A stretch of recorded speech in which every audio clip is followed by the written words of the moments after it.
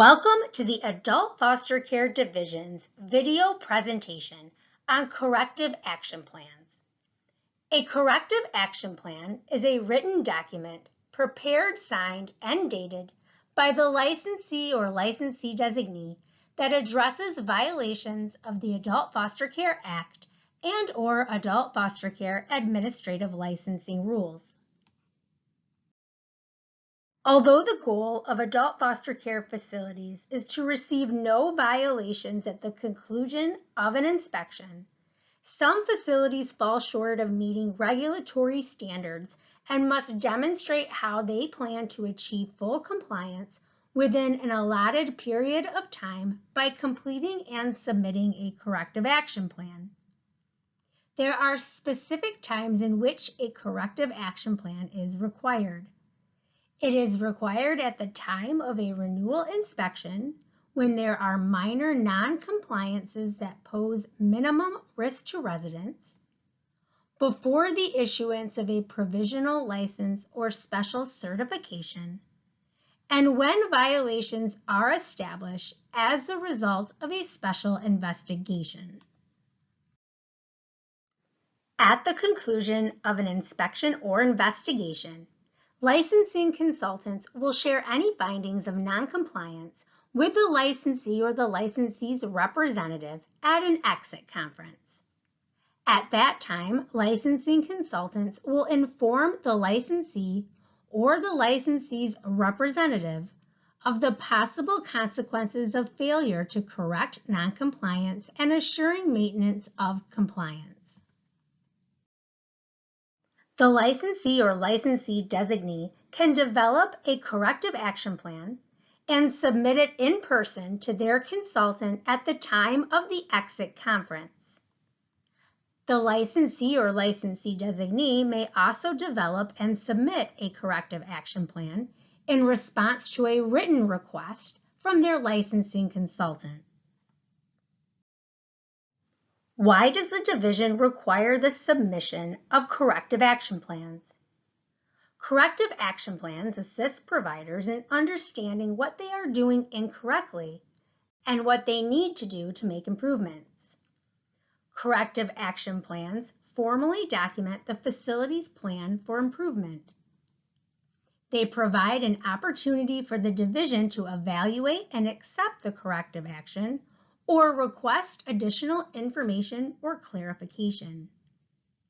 Corrective action plans provide sufficient detail so that during any follow-up reviews, it can be determined whether the issues have been corrected. The first required element in a corrective action plan is the explanation of how compliance with each violation will be achieved. Corrective action plans must detail the actions put into place to ensure violations have been permanently resolved. The second element to be included in a corrective action plan is the person or persons directly responsible for implementing the corrective action for each violation. Corrective action plans are more manageable when they identify a list of who is responsible for implementation. Specific timeframes for each violation as to when the correction will be completed or implemented must be included in the corrective action plan. Specific timeframes provide much needed direction that help providers know how quickly to work to accomplish their plan. Providers must set realistic deadlines. Licensees and licensee designees should make sure to give their staff members time to account for unexpected errors or delays. The last required element in a corrective action plan is an explanation of how the provider will maintain continuing compliance once compliance is achieved. More importantly, it should also explain what the licensee is doing differently to ensure the violations do not occur again. Let's take a look at page 1 of Songbird Manor Adult Foster Care Home's approved corrective action plan. During the facility's on-site renewal inspection, it was established facility staff members were in violation of Adult Foster Care Administrative Licensing Rule ending in 301 Subrule 7 when it was determined the facility was not using the department's required resident care agreement form. The facility's documented corrective action was to begin using the department's required resident care agreement. By January 1st, 2022, all new resident care agreements would be completed on every current resident. Agreements were to be updated at least annually and/or when there were any changes to the agreement. In order to maintain compliance, the required form was to be saved in the facility's form file. A resident care agreement would be completed for each new resident upon admission and updated at least annually and/or when there were any changes to the agreement. The approved plan of correction indicated that licensee designee Susan Anderson would be responsible for ensuring that the deficiency was corrected. Now, let's take a look at page 2 of the facility's approved corrective action plan. During their renewal inspection, it was also established the facility was in violation of Special Certification Rule ending in 803 Subrule 1 when it was determined the smoke detector in the facility's furnace room was not connected to the multi-station smoke detection system. The facility's documented plan of correction was to schedule Certisite to replace the smoke detector in the furnace room with an interconnected smoke detector that is wired to the multi-station smoke detection system on December 14, 2021 at 4:00 p.m. Compliance would be maintained by quarterly inspections conducted by the facility's maintenance team, as well as an annual inspection conducted by Certisite. According to the facility's approved corrective action plan, the facility's maintenance team, as well as licensee designee Susan Anderson, would be responsible for ensuring that the deficiency was corrected. Ms. Anderson signed and dated the facility's approved corrective action plan. Licensing consultants will provide technical assistance to the licensee when requested in formulating an acceptable corrective action plan. Consultants will ask themselves the following questions when evaluating a corrective action plan.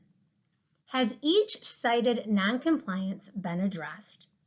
And does the plan describe adequate temporary protections during the time permanent corrections are made?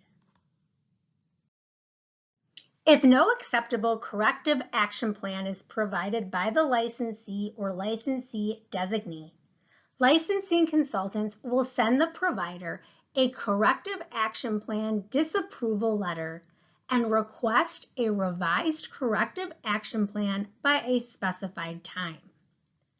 If the licensee or licensee designee fails to respond to the corrective action plan disapproval letter with an acceptable corrective action plan and within the specified deadline, or fails to submit any corrective action plan at all, possible disciplinary action will result. When in receipt of an acceptable corrective action plan, the licensing consultant will send a corrective action plan approval letter to the licensee or licensee designee. The approval letter will identify the method of verification of compliance that is appropriate for the nature of the non-compliances. After a corrective action plan is approved, licensing consultants verify and document whether the licensee or licensee designee has corrected the violations addressed in their corrective action plans in the specified time frame. Licensing consultants will do one or more of the following to verify compliance with corrective action plans. Review documentation provided by the licensee or licensee designee that demonstrates compliance. Accept a statement of correction from the licensee or licensee designee that attests they completed the approved action.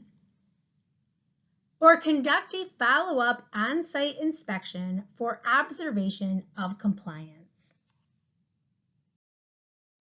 For violations that do not place the health, safety, and well-being of residents in jeopardy, licensing consultants may choose to verify corrective action plan compliance at the facility's next on-site inspection.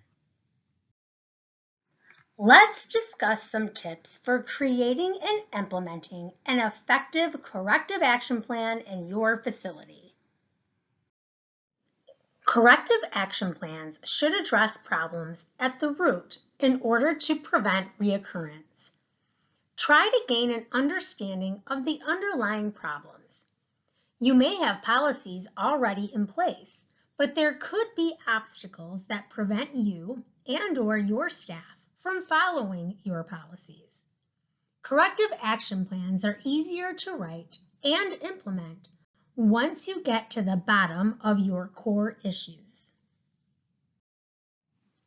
Before creating your corrective action plan, consult with your staff to gain their perspective. Consulting with your team will help you to determine whether the issue was a one-time event or a reoccurring issue. Create clear and achievable corrective actions. It is better to create clear, easy-to-measure corrective actions rather than ones that are complex and difficult to implement. Creating complex corrective measures can set you and your team up for failure. Don't overpromise. Do not submit an elaborate corrective action plan that is burdensome to staff that cannot be executed within the given timeframe. Again, set realistic expectations on what you can accomplish within a set amount of time to ensure you are compliant with all cited violations. Follow up after an appropriate time to see if your corrective action plan is working. If not, dig deeper and repeat the process until you address the underlying causes of the problem. Continue documenting any lessons learned to help address similar issues in the future. Some suggested best practices for sustainability are to establish and document new policies for responding to violations, provide ongoing training on all policy and procedures related to correcting the violations, develop a facility-specific training program to address non-compliance, and monitor your facility on a frequent basis. Let's move on to common reasons corrective action plans are not approved by the division. Upon review, it is not uncommon to discover a corrective action plan does not address all of the violations established at an inspection or an investigation. Corrective action plans often contain insufficient responses or do not include all of the required elements of a corrective action plan. Lastly, it is not uncommon for a licensee to submit a corrective action plan that was signed by someone other than the licensee or licensee designee. We will end this training with one final thought. As you navigate the creation and implementation of your corrective action plan, it is helpful to remember that this is a great opportunity to build a relationship with the division and demonstrate that we share the same goals. Thank you for watching our video presentation on corrective action plans. Hope to see you soon.